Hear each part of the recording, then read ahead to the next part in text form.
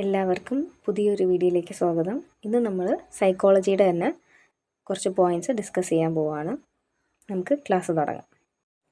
ആദ്യം തന്നെ സൈക്കോളജി എന്ന വാക്ക് ഗ്രീക്ക് വാക്കുകളായ സൈക്കി, ലോഗോസ് ചേർന്നിട്ട് നിർമ്മിച്ചിട്ടുള്ള വാക്കാണ് സൈക്കോളജി.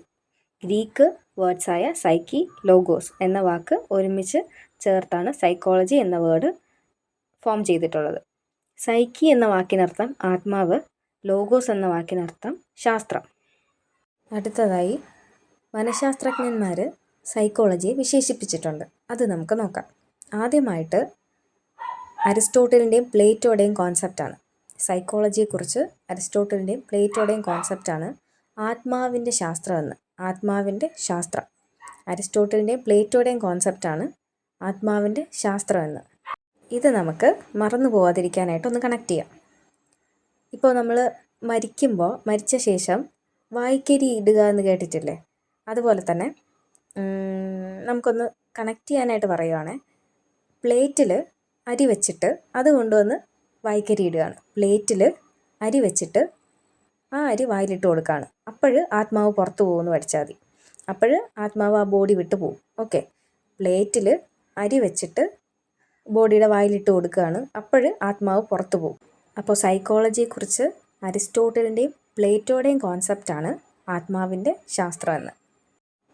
അടുത്തതായി സൈക്കോളജിയെ മനസ്സിൻ്റെ ശാസ്ത്രം, സയൻസ് ഓഫ് മൈൻഡ് എന്ന് വിശേഷിപ്പിച്ചത് ഇമ്മാനുവൽ കാൻ്റ് ആണ്. ഇമ്മാനുവൽ കാൻ്റ് ജർമ്മൻ സൈക്കോളജിസ്റ്റാണ് Immanuel Kant. Science of mind Kant, അങ്ങനെ കണക്ട് ചെയ്യാം. Mind Kant. അപ്പോൾ സൈക്കോളജിയെ മനസ്സിൻ്റെ ശാസ്ത്രം, സയൻസ് ഓഫ് മൈൻഡ് എന്ന് വിശേഷിപ്പിച്ചത് കാൻ്റാണ്. Mind Kant, Immanuel Kant. സൈക്കോളജിയെ ബോധമണ്ഡലത്തിൻ്റെ ശാസ്ത്രം എന്ന് വിശേഷിപ്പിച്ചത് വില്യം വൂണ്ടും വില്യം ജെയിംസുമാണ്. വില്യം ജെയിംസും. കഴിഞ്ഞ ക്ലാസ്സിൽ നമ്മൾ ഇവർ രണ്ടുപേരെയും പറ്റി ഡിസ്കസ് ചെയ്തിട്ടുണ്ടായിരുന്നു. വില്യം വൂണ്ടും വില്യം ജെയിംസും. അപ്പോൾ ഇത് കണക്ട് ചെയ്യാൻ വേണ്ടിയിട്ട് ജെയിംസ് വലിയ മണ്ടനൊന്നുമല്ല, ബോധമൊക്കെ ഉണ്ട് അവന്. ഓക്കെ, ജെയിംസ് വലിയ മണ്ടനൊന്നുമല്ല, അവന് ബോധമൊക്കെ ഉണ്ട്. ഓക്കെ, ജെയിംസ് വലിയ മണ്ടൻ എന്നല്ലേ ഞാൻ പറഞ്ഞത്. അപ്പോൾ ബോധമണ്ഡലത്തിൻ്റെ ശാസ്ത്രം, ബോധം ഉണ്ട്. വില്യം വൂണ്ട്, ഉണ്ട് എന്ന് പറഞ്ഞില്ലേ, അത് വൂണ്ട് കിട്ടാനാണ് വില്യം വൂണ്ട്. അടുത്ത് ജെയിംസ് വലിയ മണ്ടനല്ല എന്നല്ലേ പറഞ്ഞത്. അപ്പം വില്യം ജെയിംസ് വില്യം ജെയിംസ്. ബോധമണ്ഡലത്തിൻ്റെ ശാസ്ത്രം വില്യം വൂണ്ടും വില്യം ജെയിംസുമാണ് വിശേഷിപ്പിച്ചിട്ടുള്ളത്. അടുത്തതായി സൈക്കോളജിയെ വ്യവഹാരവാദത്തിൻ്റെ ശാസ്ത്രമെന്ന് പറഞ്ഞത് വില്യം മക്ഡൂഗലാണ്. വ്യവഹാരവാദത്തിൻ്റെ ശാസ്ത്രം എന്ന് സൈക്കോളജിയെ വിശേഷിപ്പിച്ചത് വില്യം മക്ഡൂഗലാണ്.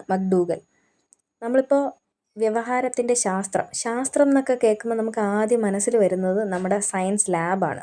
ഓക്കെ, സയൻസ് ലാബാണ് നമുക്ക് പെട്ടെന്ന് മനസ്സിൽ വരുന്നത്. ഈ ലാബിലൊക്കെ നമ്മൾ കണ്ടിട്ടില്ലേ, വലിയ ബീക്കറും പിന്നെ ചെറിയ നമ്മൾ ട്യൂബ് പോലെ ടെസ്റ്റ് ട്യൂബും ഒക്കെ കണ്ടിട്ടില്ലേ? അതുപോലെ ആ ലാബിൽ വലിയ മഗ്ഗുണ്ട്. നമ്മൾ ഈ എക്സ്പെരിമെൻ്റൊക്കെ ചെയ്യാനായിട്ട് വലിയ മഗ്ഗിൽ നമ്മൾ ഈ ആസിഡൊക്കെ കോരി ഒഴിക്കുന്നതായിട്ട് ഒന്ന് വിഷ്വൽ ചെയ്യുക. ഓക്കെ, വലിയ മഗ്ഗുണ്ട്.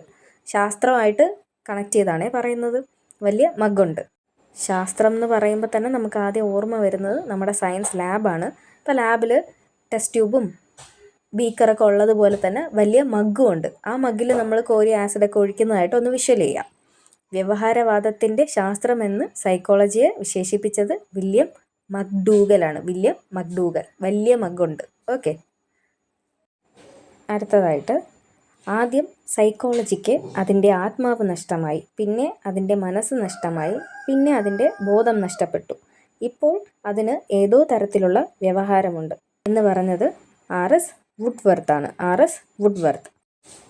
അപ്പോൾ ആദ്യം സൈക്കോളജിയെ ആത്മാവിൻ്റെ ശാസ്ത്രമെന്ന് വിശേഷിപ്പിച്ചു, പിന്നെ മനസ്സിൻ്റെ ശാസ്ത്രമെന്ന് വിശേഷിപ്പിച്ചു, അതിനുശേഷം ബോധമണ്ഡലത്തിൻ്റെ ശാസ്ത്രം എന്ന് വിശേഷിപ്പിച്ചു, അവസാനം വ്യവഹാരത്തിൻ്റെ ശാസ്ത്രം എന്ന് വിശേഷിപ്പിച്ചു. അപ്പോൾ ഇതൊന്നുമല്ല, ഇപ്പോൾ അതിനെന്തോ തരത്തിലുള്ളൊരു വ്യവഹാരമുണ്ടെന്നാണ് ആർ.എസ്. വുഡ്വർത്ത് പറഞ്ഞത്. ആദ്യം സൈക്കോളജിക്ക് അതിൻ്റെ ആത്മാവ് നഷ്ടമായി, പിന്നെ അതിൻ്റെ മനസ്സ് നഷ്ടമായി, പിന്നെ അതിൻ്റെ ബോധം നഷ്ടപ്പെട്ടു. ഇപ്പോൾ അതിന് ഏതോ തരത്തിലുള്ളൊരു വ്യവഹാരം ഉണ്ട് എന്ന് സൈക്കോളജിയെ വിശേഷിപ്പിച്ചത് R.S. വുഡ്വർത്ത്. അപ്പോൾ ഇന്നത്തെ ക്ലാസ്സിൽ സൈക്കോളജിയെക്കുറിച്ചും പിന്നെ സൈക്കോളജിയെക്കുറിച്ചുള്ള കുറച്ച് വിശേഷണങ്ങളുമാണ് നമ്മൾ പഠിച്ചത്. വീഡിയോസൊക്കെ ഇഷ്ടപ്പെടുവാണെങ്കിൽ ചാനലൊന്ന് സബ്സ്ക്രൈബ് ചെയ്യുക, ലൈക്ക് ചെയ്യുക. പിന്നെ നിങ്ങൾ ഫ്രണ്ട്സിന് KTETനും LPUP എക്സാമിനൊക്കെ പ്രിപ്പയർ ചെയ്യുന്ന നിങ്ങളുടെ ഫ്രണ്ട്സിനും ഷെയർ ചെയ്യുക. ഇനി നമുക്ക് അടുത്ത ക്ലാസ്സിൽ കാണാം. Thank you for watching.